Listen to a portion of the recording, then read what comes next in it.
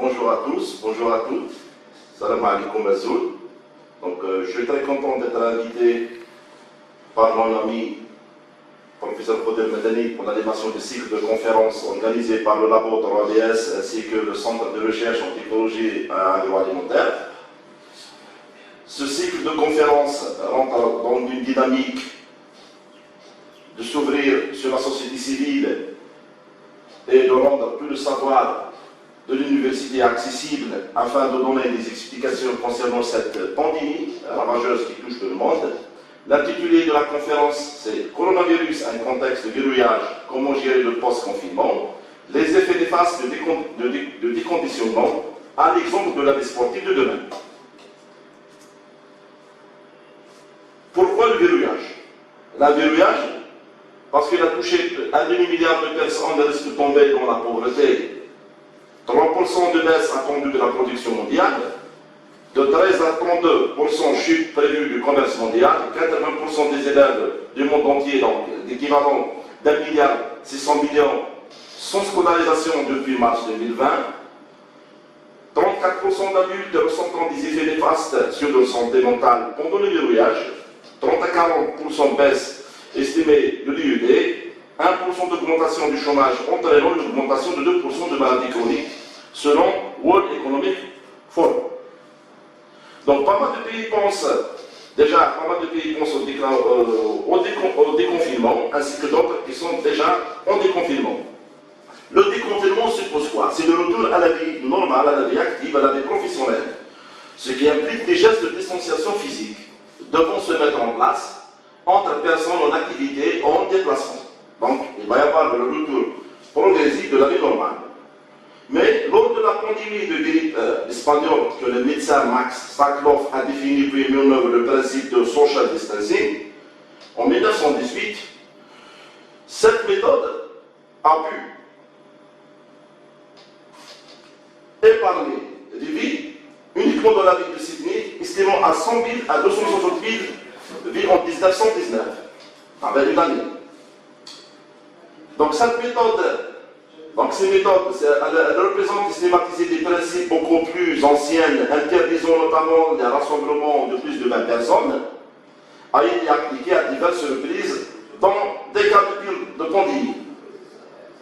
Ces méthodes jouent un rôle majeur dans la réduction de l'impact de l'épidémie en termes de santé publique, mais des travaux suggèrent toutefois qu'une distanciation sociale, aussi sévère soit-elle, n'est opérante que face à des épidémies pas trop virulentes et que rien ne remplace l'efficacité de la vaccination dès que le facteur de propagation devient trop important. Deux concepts émergent, distanciation physique et proximité géographique. Donc la proximité géographique, dans le cas de la pandémie Covid-19, qu'une forte proximité géographique favorise la diffusion du virus. L'infestation des personnes par contact physique direct, tout éternuement, poustillant, indirect, toucher une surface contaminée ou par transmission aérienne. Donc, pour répondre à cette menace, il y a plusieurs formes. Donc, les sociétés ont adopté plusieurs formes. Forme de masque, isolement de malades identifiés, mise en quarantaine, usage de produits pour désinfecter les surfaces et lavage des mains. Fermeture des écoles, interdiction des rassemblements culturels, sportifs ou religieux, confinement total de la population, interdiction absolue de sortir dans son milieu de vie. Pour cela, cette stratégie sert à éviter de subir les dangers de la proximité géographique mortifère.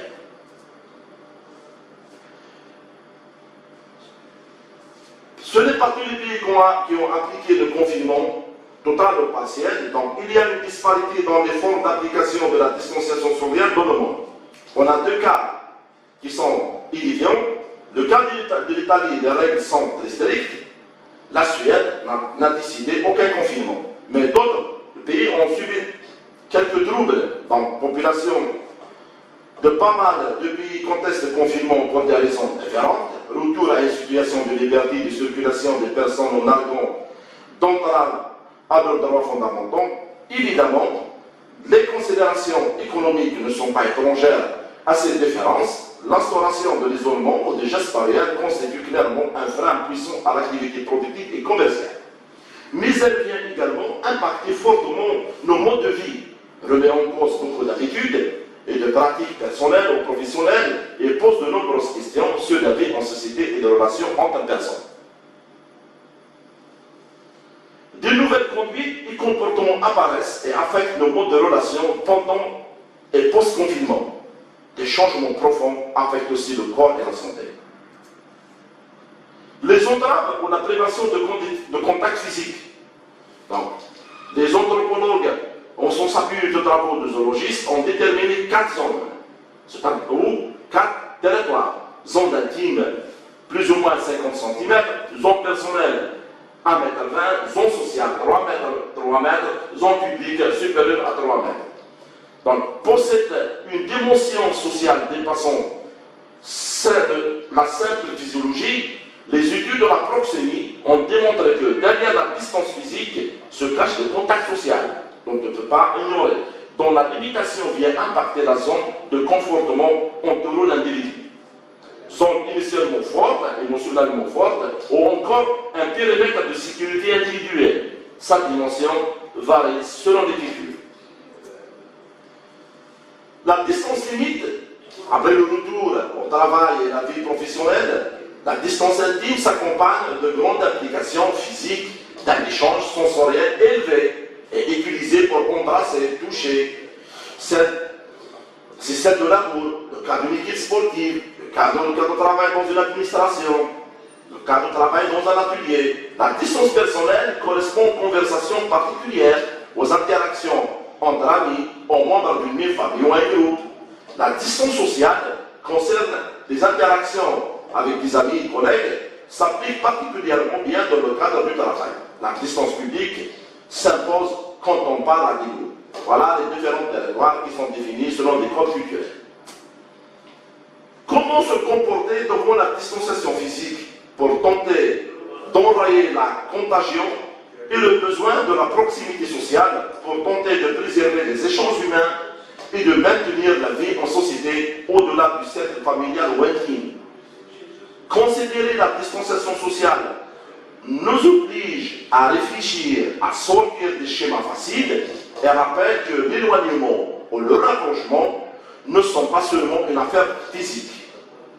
Donc, ces personnes qui ne se voient plus, ne se touchent plus fortement, forment-elles encore une société ou une agglomération d'individualité? Les lois et règles suffisent-elles à maintenir le lien en l'absence de contact social? La distanciation sociale et spatiale entre ceux qui sortent et ceux qui restent isolés introduit-elle une nouvelle fracture sociale et spatiale? Les données recoupées via les GPS ont démontré que la pandémie a un impact mondial sur l'activité humaine. 3 choses à retenir. Que le nombre total de... Donc, quel impact de la pandémie mondiale sur l'activité humaine? Les résultats tirés des GPS démontrent 3 choses à retenir. Le nombre total de pas dans le monde a diminué 12% en avril 2020. Par contre, il y a une augmentation de 24% du nombre de pas dans le monde réalisé lors des entraînements. Plus de personnes font de l'exercice, mais de différentes manières, pour compenser la suppression des mouvements quotidiens habituels en raison du coronavirus. Donc cette cartographie démontre qu'il y a une diminution de pas dans tous les pays du monde qui avoisine les 50%. Par contre, cette cartographie démontre qu'il y a une augmentation de 50% de pas via des activités physiques et sportives pratiquées une jour à la maison. Donc, d'avril 2020 et avril 2019, il y a une augmentation de 50%. Cette cartographie démontre les activités les plus pratiquées à l'intérieur et à l'extérieur. Donc, le cycling indoor, le running indoor, donc tout il est à indoor puisque dans l'extérieur. Donc, dans le yoga, donc il y a plus d'activités dans le fitness equipment, cycling outdoor, donc moins une baisse, Le walking est une baisse, mais une augmentation de running indoor, running outdoor, etc. Donc plus les sports d'hiver et les sports de montagne. Par contre, cette cartographie démontre des types d'activités par pays, quelle activité a été moins pratiquée, alors que la pandémie a poussé l'humanité vers certaines activités, elle a aussi détourné d'autres de la manière décisive. Dans un précédent travail consacré aux tendances européennes, nous avions montré que la natation avait pratiquement disparu lorsque nous comparons avril 2020 et avril 2019. Cela semble également être une tendance mondiale. Donc, les données montrent des diminutions significatives de l'activité de natation du continent américain à l'extrême-orient. Donc, cette pratique, elle connaît une régression. Par contre, d'autres pratiques apparaissent dans le monde. Quels sont les effets du confinement sur l'homo sportivus? Donc, sachant bien qu'un arrêt provoque des désadaptations métaboliques chez l'humain, donc l'activité en équipe finira par revenir, mais pour l'instant, il faut chercher à comprendre quels sont les effets de déconditionnement sur la performance des joueurs et comment reprendre. Mais avant de reprendre une activité physique et sportive, le football, ou la natation, l'athlétisme, peu importe l'activité, il faut s'intéresser à deux concepts qui sont importants. Sédentarité et l'activité physique. Deux concepts à ne pas confondre. Tous les deux néfastes pour la santé. Donc, le comportement sédentaire est caractérisé par une dépense énergétique faible en position assise ou allongée. Dans cette situation de confinement, donc on passe plus de temps allongé ou assis, donc excluons le sommeil, ça veut dire la période qu'on passe au sommeil, il faut l'exclure. Regarder la télévision, être assis dans une auto, dans les transports en commun, dans un bureau, etc. L'inactivité, par contre, est caractérisée par une durée, une fréquence, un niveau d'activité physique inférieur au seuil recommandé. Là, on a un continuum de dépenses énergétiques, donc de 1 à 1,5 métabolisme, c'est une activité sédentaire, une activité légère de 1,6 à 2,9 métabolisme, activité modérée de 5 à 5,9 métabolisme, une activité élevée égale ou supérieure à 6 métabolismes. Quelques exemples de mesures de comportement sédentaire: travail assis à l'ordinateur de 1,5, marche lente 2 métabolismes, cuisiner, laver la vaisselle debout, etc. c'est 2 à 2,5 métabolismes, badminton récréatif, l'activité physique, vélo récréatif, randonnée, c'est 7 métabolismes, course en aviron, c'est 10 km, qui est égal à 10 métabolismes. Donc, avant l'entame de la reprise de l'activité physique et sportive, il est important de déterminer deux profils, le profil inactif et le profil sédentaire. Donc, pour le profil inactif, la mesure via ce qu'on appelle le test de niveau d'activité physique au niveau d'activité va déterminer tout d'abord le niveau d'activité. Donc, le niveau d'activité au niveau d'activité physique par physical activity level est une valeur moyenne qui comprend les dépenses énergétiques de toutes les activités physiques sur une période de 24 heures. À chaque fois, on fait un rappel. Par contre, pour les sédentaires, il y a un test qui s'appelle le test de Ricci-Gagnant. Là, il permet de déterminer le profil inactif ainsi que le profil sédentaire, le sédentaire actif et inactif. La sédentarité, donc, elle est ravageuse, elle provoque pas mal de maladies, donc les principaux risques liés à l'inactivité physique et à la sédentarité, hausse de taux de mortalité en fonction du temps quotidien de l'activité. Donc, si on est à 24 heures d'inactivité, on a plus de 2% de chance, plus de 2% de chance d'être atteint d'une maladie mortelle. 8 heures d'inactivité, donc c'est 8%, et 10 heures d'inactivité, plus de 30% de chance d'être touché par une maladie grave. Donc, elle touche le cerveau, le cœur, le pancréas, les articulations, donc tout ce qui est le tendineux et les vaisseaux. Pour le sportif, il y a des paramètres physiologiques qui seront affectés par par le confinement qui a provoqué un déconditionnement. Et cela veut dire qu'il va y avoir des désadaptations. Que se passe-t-il vraiment lors d'une période prolongée d'inactivité? Donc le premier paramètre, c'est le vieux de max. Donc on a les désadaptations centrales, observation sur l'aptitude aérobie conventionnée plus haut. Nous observons une diminution assez rapide et marquée de performance aérobie. Selon les résultats de notre étude menée sur le désentraînement, l'aptitude aérobie, donc les travaux de Bosquet, seulement 2 semaines suite à un arrêt, nous constatons une diminution de 5% au niveau de VO2 max. Les athlètes ayant plus d'expérience sont sujets à une adaptation plus rapide lors de réentraînement. Donc, chaque fois donc, il y a des diminutions exponentielles de VO2 max expliquées dans un premier temps par 4 semaines. Là, la courbe, donc, elle démontre la diminution exponentielle de VO2 max, plus que la durée de l'arrêt prolongé, plus qu'il y a une diminution de VO2 max. Donc, au-delà de 0 journée jusqu'à 24, il y a une baisse, donc une courbe qui est descendante. Pareil pour d'autres paramètres, donc une différence antérieure-veineuse, donc de l'appareil des échanges, en oxygène, volume d'éjection systolique, fréquence cardiaque maximale et débit cardiaque maximal en normal, donc il y a toujours une baisse.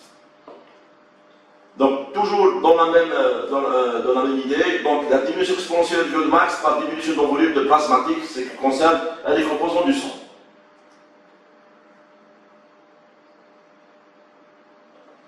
Là, donc la fréquence, donc le paramètre qui reste un peu inchangé, c'est la fréquence cardiaque maximale. Donc la fréquence cardiaque maximale, elle reste inchangée, c'est-à-dire, par contre, des fois, elle connaît une augmentation par rapport à d'autres paramètres.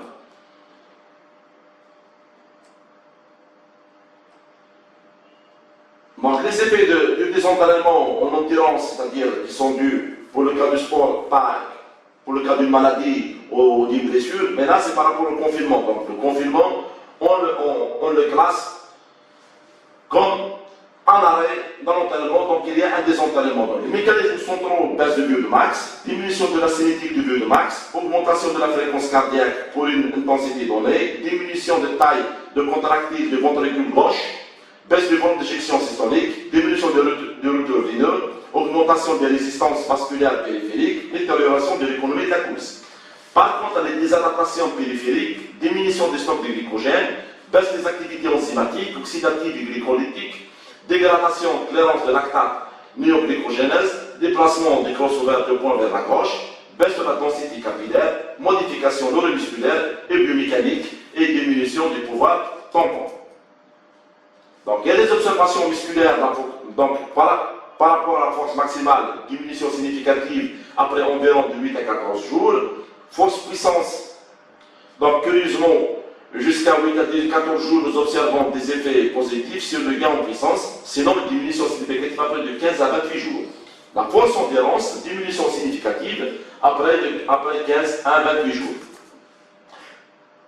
Donc là, cette courbe démontre l'arrêt d'entraînement et de force maximale, donc on a une diminution de la force maximale. Pareil, le même paramètre qui s'inscrit dans la durée, donc une courbe toujours qui est descendante. Et arrêt d'entraînement et puissance maximale, effet de la durée. Donc plus qu'il y a une durée, plus qu'il y a une baisse de la force. Donc il y a aussi des effets annexes dus au déconfinement ou à l'arrêt, les effets biométriques, donc pourcentage de la masse grasse, les effets biomécaniques, l'amplitude de la hanche, par exemple pour certains sports, les effets musculaires, force max, endurance de force, il y a toujours une baisse.